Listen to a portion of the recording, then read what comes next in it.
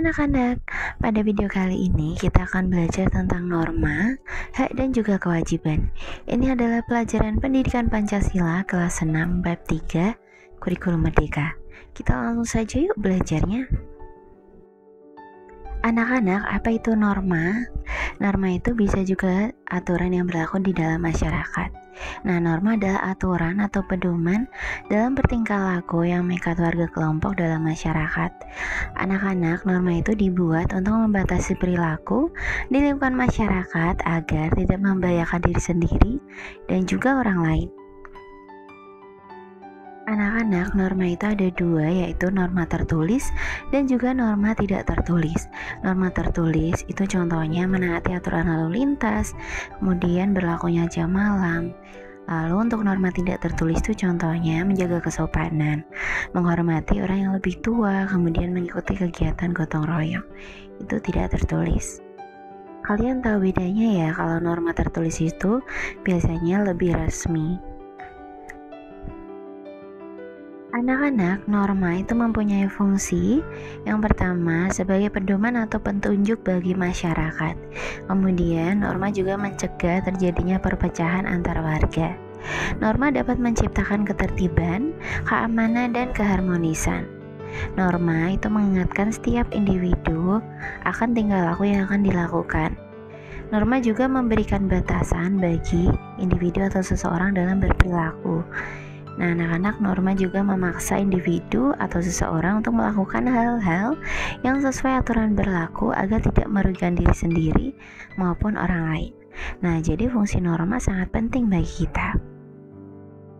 Selanjutnya kita akan belajar tentang jenis-jenis norma. Jadi ada 4 jenis norma. Yang pertama norma agama, kemudian norma kesusilaan, lalu norma kesopanan, dan norma hukum. Yang pertama yang kita bahas adalah norma agama. Norma agama itu merupakan sejumlah aturan berupa perintah, larangan, dan ajaran yang berasal dari Tuhan Yang Maha Esa. Norma agama bersifat mutlak dan tidak dapat diubah aturannya, anak-anak. Nah, sanksi atau hukuman yang diberikan apabila kita melanggar norma agama adalah dosa. Nah, contoh dari norma agama adalah melaksanakan ibadah, kemudian beribadah tepat waktu, lalu menjalankan perintah agama dan menjauhi larangannya. Nah, anak-anak, jadi norma agama ini bersumber dari Tuhan. Kemudian sanksinya dosa. Nah, ini yang perlu kalian ingat ya. Norma berikutnya adalah norma kesusilaan. Anak-anak, norma kesusilaan itu adalah aturan yang berasal dari hati nurani manusia. Nah, jadi sumbernya dari hati nurani. Kemudian dalam menentukan perilaku baik ataupun buruk. Norma ini atau norma kesusilaan ini membentuk pribadi seseorang. Sanksi atau hukuman apabila kalian melanggar norma kesusilaan adalah penyesalan, kemudian hati menjadi tidak tenang, merasa bersalah, dan juga bisa dikucilkan masyarakat. Contoh dari norma kesusilaan adalah yang pertama, berkata dan berlaku jujur, kemudian sopan santun, menghormati dan menghargai orang lain, tidak menyontek saat ujian, lalu menjalankan perintah agama dan menjauhi larangannya, serta membantu orang lain yang kesulitan. Norma yang ketiga adalah norma kesopanan. Norma kesopanan ini aturan yang berkaitan dengan tingkah laku seseorang di masyarakat. Nah, norma ini itu menekankan pada tata krama, kemudian kebiasaan, kepantasannya terhadap sesama atau orang yang lebih tua. Nah, norma kesopanan ini juga bisa berpacu pada adat istiadat setempat. Anak-anak, sanksi atau hukuman jika kalian melanggar norma kesopanan adalah diberikan peringatan dulu. Jika masih melanggar, bisa juga dicemooh orang lain, kemudian dikucilkan. Contoh norma kesopanan adalah menyapa tetangga saat di jalan. Kemudian kalian juga harus sopan terhadap semua orang, tidak membuang sampah sembarangan, tidak membuang ludah sembarangan, memberikan tempat duduk saat berada di kendaraan umum kepada yang lebih membutuhkan. Kemudian kalian juga menghormati orang yang lebih tua, memanggil orang dengan sebutan yang baik. Norma yang terakhir adalah norma hukum anak-anak. Nah, norma hukum ini adalah peraturan yang dibuat oleh lembaga pemerintah yang didasarkan pada undang-undang tertulis dan dibuat secara resmi oleh badan negara. Tidak hanya oleh badan negara tapi juga oleh lembaga setempat juga bisa. Nah, anak-anak, norma hukum ini sifatnya memaksa serta tujuannya untuk melindungi dan menjaga tata tertib di masyarakat. Nah, jika kalian melanggar norma hukum, sanksi atau hukuman yang kalian terima adalah denda atau bisa dipenjara. Contoh dari norma hukum adalah menaati aturan lalu lintas, kemudian tidak melakukan tindakan kriminal, lalu membayar pajak tepat waktu. Nah, karena setelah kalian mempelajari norma, kemudian jenis-jenis norma, fungsi norma, kita akan belajar tentang mengenal hak dan kewajiban. Anak-anak, kalian harus tahu dulu bedanya hak dan kewajiban. Kalau hak itu merupakan keadaan yang harus kita terima atau diterima seseorang, sedangkan kewajiban adalah segala hal yang harus kita kerjakan. Jadi bedanya itu ya, kalau hak itu yang kita terima, kewajiban yang kita kerjakan. Anak-anak, ini adalah 10 hak anak yang wajib dipenuhi orang tua.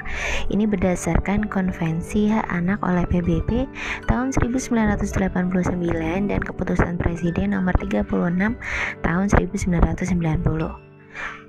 Yang pertama adalah hak mendapatkan identitas atau nama, lalu hak mendapatkan pendidikan, kemudian yang ketiga hak mendapatkan kesempatan bermain, yang keempat hak mendapatkan perlindungan, yang kelima hak mendapatkan rekreasi, yang keenam hak mendapatkan makanan, yang ketujuh hak mendapatkan jaminan kesehatan, yang kedelapan hak memiliki kewarganegaraan, yang kesembilan hak peran dalam pembangunan, dan yang ke-10 atau yang terakhir adalah mendapatkan kesempatan untuk tumbuh dan berkembang. Nah, anak-anak, apakah kalian sudah mendapatkan 10 hak ini? Nah, setelah kalian tahu bedanya hak dan kewajiban, kemudian 10 hak yang wajib dipenuhi orang tua, sekarang kita akan belajar hak dan kewajiban anak di rumah. Nah, hak kalian di rumah diantaranya adalah mendapatkan kasih sayang orang tua, kemudian mendapatkan pendidikan dan bimbingan belajar. Kalian sekolah itu berarti kalian sudah mendapatkan hak kalian. Kemudian kalian juga mendapatkan makanan, tempat tinggal, dan pakaian. Ini hak kalian di rumah. Lalu kewajiban kalian apa? Kewajiban kalian adalah yang pertama menjaga kebersihan rumah, lalu menyayangi dan menghormati orang tua, mengerjakan pekerjaan rumah atau PR di sekolah, kemudian mematuhi nasihat orang tua. Sebenarnya masih banyak lagi anak-anak, coba kalian tuliskan hak dan kewajiban yang kalian tahu. Selanjutnya, hak dan kewajiban anak di sekolah. Nah, kalian di sekolah juga punya hak dan kewajiban yang harus dilakukan dengan seimbang. Hak kalian di sekolah adalah kalian berhak untuk belajar dengan nyaman. Kemudian kalian juga berhak menggunakan seluruh fasilitas sekolah yang ada, anak-anak. Lalu kalian juga berhak mendapatkan pendidikan yang sama, yang adil dari guru kalian. Lalu kalian juga berhak mendapatkan nilai. Nah, ini jika salah satu di sini ada yang tidak kalian dapatkan, kalian bisa memintanya. Kemudian kewajiban kalian di sekolah apa? Nah, kalian wajib menjaga sopan santun di sekolah, kemudian hadir tepat waktu, memakai seragam sesuai jadwal, menghormati guru, dan masih banyak lagi sebenarnya. Kalian bisa sebutkan di kolom komentar ya. Nah, sekarang hak dan kewajiban anak di masyarakat. Kalian di masyarakat juga punya hak dan kewajiban loh, anak-anak. Nah, hak kalian yang pertama adalah kalian berhak menyampaikan pendapat ketika berkumpul dengan masyarakat. Kemudian kalian juga berhak mendapatkan kebebasan dalam menentukan kepercayaan dan ibadah. Kemudian kalian juga berhak menggunakan fasilitas yang ada di masyarakat. Misalnya ada taman bermain atau ada lapangan, kalian bisa menggunakannya. Lalu kewajiban kalian apa di masyarakat? Yang pertama, kalian harus menjaga keamanan dan ketentraman di masyarakat. Lalu menjalankan amanah yang diemban dengan sebaik mungkin. Kemudian kalian juga harus menghormati orang lain, baik dengan tetangga, dan masih banyak lagi. Nah, anak-anak, sekian pembelajaran kita kali ini. Semoga dengan video ini kalian bisa lebih paham ya. Jangan lupa tetap semangat belajar dan sampai jumpa di video berikutnya. Jangan lupa like, comment, dan subscribe ya.